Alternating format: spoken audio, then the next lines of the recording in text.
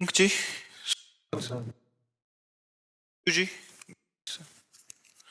महाराज जी, आप दोनों का लगभग एक जैसा प्रश्न है। आप कह रहे हैं कि प्रभु के द्वारा बनाई गई सृष्टि के कारण इनका पुरुष से पुरुष और इनका तो महाराज जी कह रहे हैं कि मतलब अज्ञानतावश पुरुष जी कह रहे हैं कि 150 से भी अधिक पुरुषों से संबंध हो गया, अभी इतना नाक्रम हो गया।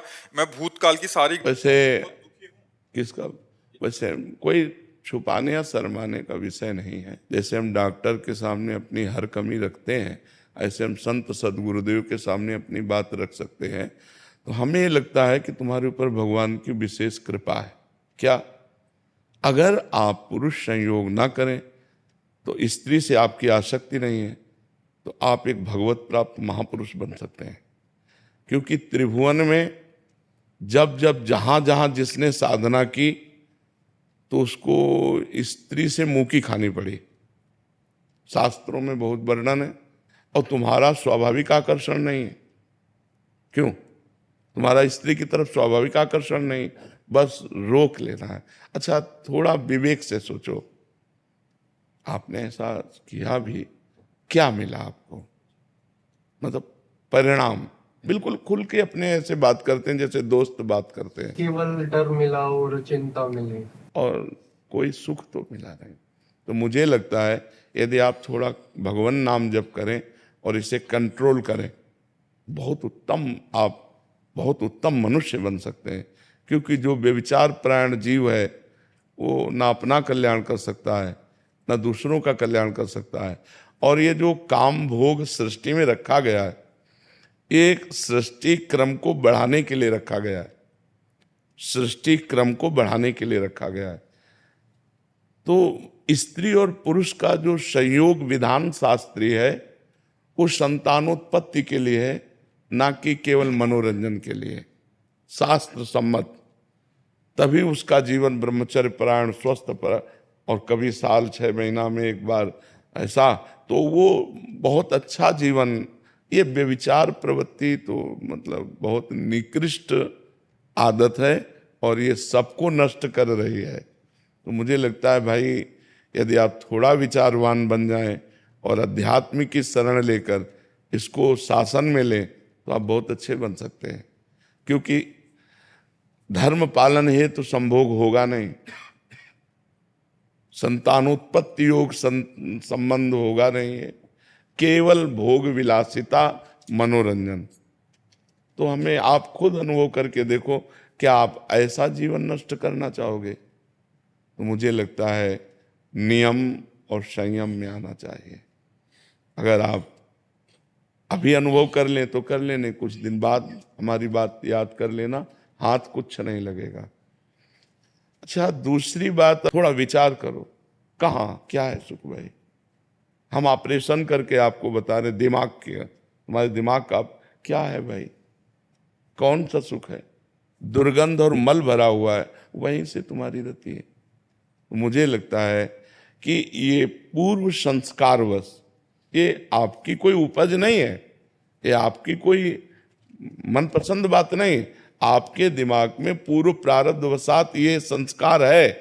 तो इस संस्कार को जीतने के लिए मनुष्य शरीर मिला है, इसी संस्कार में मिट जाने के लिए नहीं मिला है। अगर आप जीतते नहीं है तो मिटा देगा। कितना गंदा स्वरूप आपका होगा, चाहे वो बहन हो चाहे भाई हो। आप विचार करके देखो, उसके जीवन का मतलब क्या रहेगा? केवल मनोरंजन, धर्म से कोई मतलब नहीं इसमें।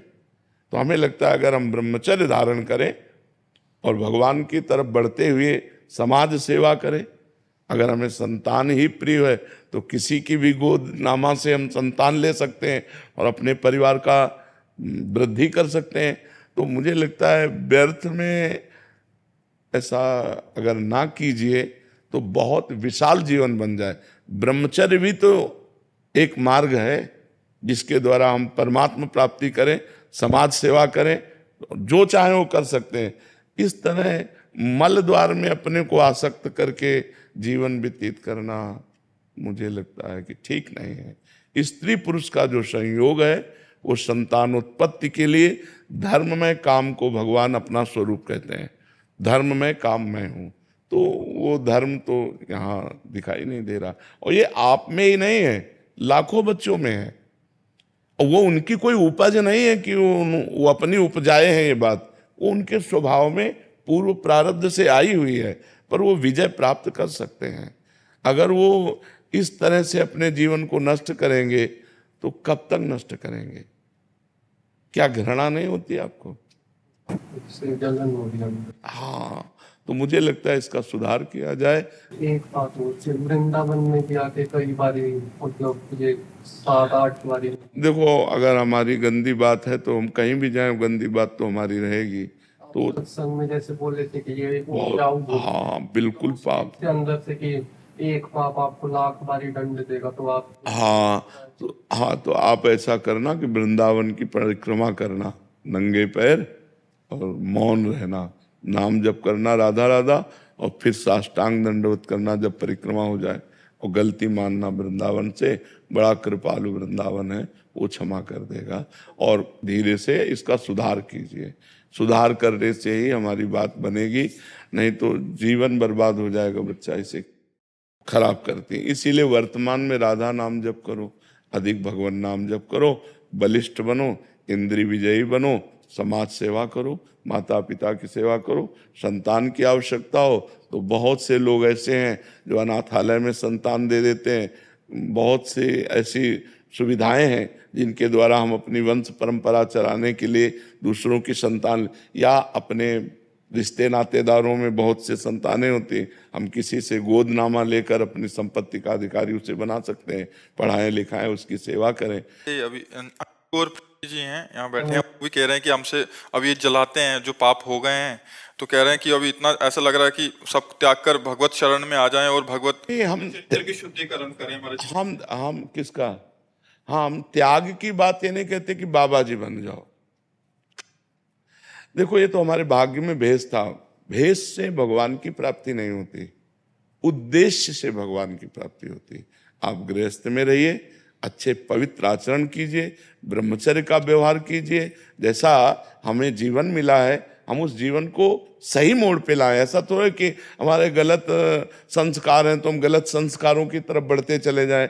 अगर हमारे गलत संस्कार हैं, हम दोनों मित्र की तरह रहें, पवित्र रहें, अच्छे आचरण करें, दोनों मिलकर कमाएं और किसी गरीब की सेवा कर दें। बड़े बड़े ऐसे गरीब लोग हैं, बीमार लोग हैं, उनकी सेवा करें, नाम जप करें, तो हमारा जीवन सार्थक हो जाए। इस तरह के जीवन में कोई, आप खुद देख लो क्या है ये जीवन। एक मतलब खिलवाड़ जीवन है, न धर्म है, न पवित्रता है, न भगवत अध्यात्म है। तो बुझा हुआ जीवन किस काम का जीवन? तो सुधार किया जाए। और ये आपका दोष नहीं है, ये आपके पूर्व जन्म के संस्कार में। आप जैसी लाखों बच्चियां, लाखों बच्चे हैं, लाखों हैं, कोई एक दो नहीं, कोई शर्म की बात नहीं, लाखों बच्चे बच्चियां हैं। हाँ, इसको सुधारा जाए, इसको सुधारा जाए। अच्छा, मान लो जैसे ये कह कि हम तो दोनों जीवन भर मित्र भर, तो क्या जीवन का उद्देश्य आपका केवल इतना ही है? मतलब आपका जीवन इसी में समाप्त है? मनुष्य जीवन का उद्देश्य केवल इतना ही है, इंद्रियजन्य भोग?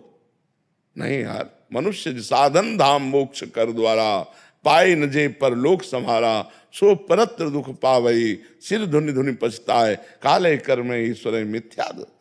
ये संयम से रहो, अभ्यास करो, संयम से रहो, दोनों मित्र की तरह रहो, एक जगह रहो, दोनों कमाओ, समाज की सेवा करो, परिवार की सेवा करो, गंदा आचरण न करो।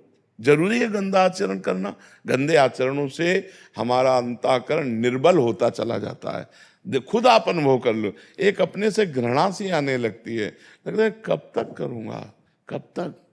तो इसलिए उठो। ये कोई आप में ही दोष नहीं है, चराचर जगत में दोष है। पशु पक्षी हर जीव काम से व्याकुल है। भगवान की शरण में आकर, भगवान का नाम जप कर, भगवान का चिंतन करके हम अध्यात्म बल से इसे रोक सकते हैं, दूसरा कोई उपाय नहीं।